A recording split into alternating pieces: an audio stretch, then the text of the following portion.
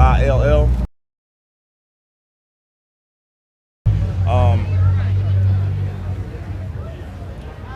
The pressure that people see us apply in the protest, I think people got the wrong idea from the jump. I think people were confused about the message that people were out here. Most of the time they say, oh, they're just doing donuts, or they're just out there tearing up stuff. But if you were actually here on the feet on the ground, you would know the difference. That's why I constantly tell people to come out and see for yourself, and don't rely on like secondhand information. We've been very knowledgeable about stuff we did in the past, stuff that didn't work, and everything we're gonna do now is gonna be effective. And I want everybody, like I said, I just want to keep pushing that narrative. I want everybody to come out. I feel like now I feel like this, the agenda's been made neutral. You can't call us looters and rioters no more if no one is looting and rioting. So we're gonna kill that whole narrative right now. The verdict yesterday, very upsetting for a lot of people. A lot of people was like, oh, are we surprised? Why would we be surprised at somebody doing their job? If you go to the McDonald's drive-thru and you order a number one, when you go to the window, you expect the number one out the window. So it's like, you can say the system's failed us again. You can say the system doesn't work and all that stuff, but it's supposed to. Anything that's assembled to work and has a lot of moving parts, it's supposed to work. And we just want it to work for us. We're gonna do everything in our power to make sure that it works for us. We appreciate everybody that's standing on side of us, lifting us up, our allies, the media, 502 live streamers. But we're definitely trying to move toward the legislative part, getting into the meetings. Greg Fisher, we definitely need a meeting. Erica Shields, we definitely need a meeting. Metro Council, we definitely need a meeting. Time just taking people at face value of them telling us something they're gonna do. So this time we're not waiting on anything. And like I said, some people might not like the way we protest, but like I said last night, and what we learned from the last big wave of protesting is that you just can't tell anyone how to protest. Everybody's gonna protest in their own way. You might not like how somebody else protests. Somebody else might like it. It's not really like a rule book or a handbook, like, oh, Louisville protest guidelines. Like, so we just want to make sure we keep pushing our narrative that we're not letting this go. We're not going to lay down and take that verdict and just be like, oh, well, we're not surprised.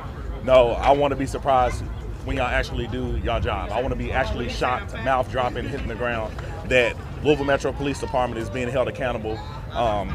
It's just so much stuff that runs hand in hand with the Breonna Taylor case. So I don't want everybody to think that I'm just like, oh, he's veering off top. It's a lot of moving parts of this stuff, because we can talk about gun violence. We protested in the worst gun violence in the city. Did anybody ever say we could have died while we was marching? Because people was literally getting shot at that rate. Like, nobody knew who was gonna get shot. So I want people to know that we can walk and chew gum at the same time. So a lot of stuff that people want us to push, well, why aren't y'all marching for gun violence? Oh, how do you know that? How do you know we're not? How do you know we're not having meetings? How do you know we're not talking to the human engagement unit with the Louisville Metro Police Department to get community engagement going, to mend the relationship with the community and the cops. So and that's a lot of, we actually did a lot of that. And be effective, and I keep saying that word because last time the big word was accountability. So I feel like a lot of stuff we did out of emotion. This time everybody's on their P's and Q's and we know what to do. So anybody got any questions? With the verdict yesterday, Louisville is kind of back on the national stage again, bringing back, the 2020 Breonna Taylor. I mean, that's, you see it trending on Twitter, you see it everywhere. So what message do you want people beyond Louisville to take away if they see this? I want people that's elsewhere to understand that basically everybody that was wanting the verdict to be what it's supposed to be got slapped in the face. Everybody's it's multiple sources that came out. I think Vice, they dropped a lot of footage, the diagram of the house, and a lot of paperwork, and the pictures of the apartment where it happened and everything. This stuff is you can look up. You literally can look these things up, and then matter of fact, I challenge everybody that here around the world, look up this information about Breonna Taylor case, and play Brett Hankinson's, play his testimony, and look at that diagram. And when he says he was over here at the window, the big doors and the two windows right here, how could you see anything when there's a walkway right here that you have to walk back to the door to see, but you're all the way around the other side of the building? Lie number one. That's all I gotta say. So when you find one, it's more. Then he said, oh, this stuff happened in 10 seconds. Do you know how fast 10 seconds is? That's pretty quick. So all those rounds were shot in 10 seconds? That makes the police look very bad. So think about it. All the amount of rounds were shot in 10 seconds. That is bad.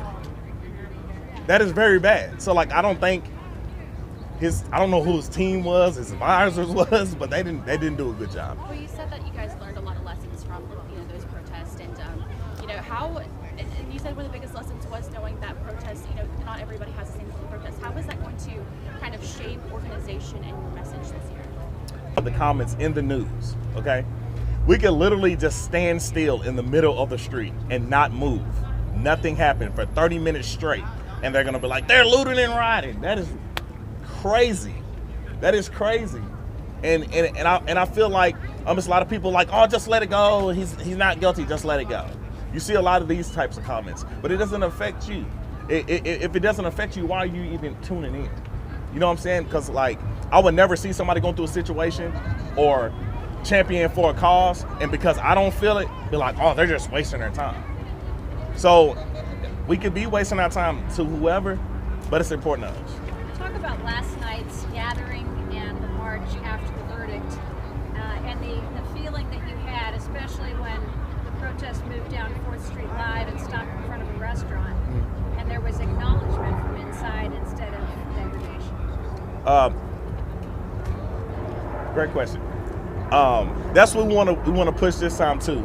Protesting is definitely contagious. I think when people understand the message, it's our job to make people understand why we're doing what we're doing. So I feel like we didn't do enough of that the first time. So when we champion our narrative and we're like, this is what we're doing, and any sane human being is going to be like, okay, I can get behind that. No matter what color you are, walk of life, what background you come from, you can empathize with that. And I think it was Brazero's we stopped in front of, and people were eating. We've been there, it's a nice restaurant. Flip that card over, it's coming. So everybody was in there, they were putting their fists up and stuff. We didn't make them do that. We didn't make them do that at all.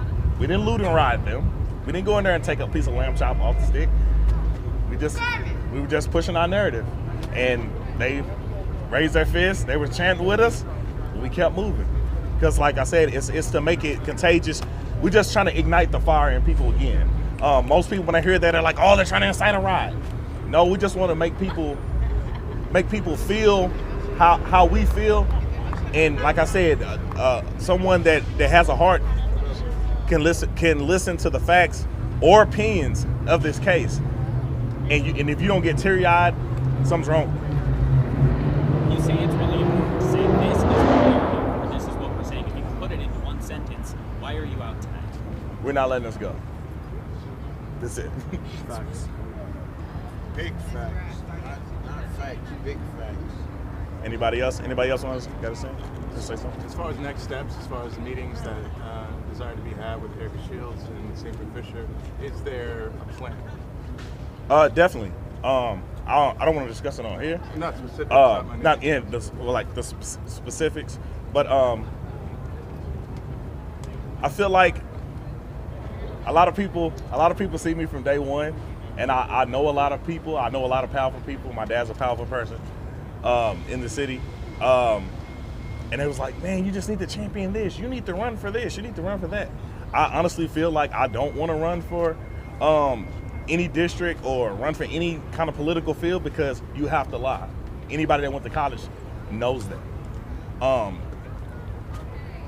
put it simple. Biden said a lot of things he was going to do when he got in office, and he ain't done none of it. Let's get that financial aid for that. Let's get that handled, Biden, if you can, swiftly, please, for the people that went to college. Anybody else? All right, thank y'all. Thanks, Chris.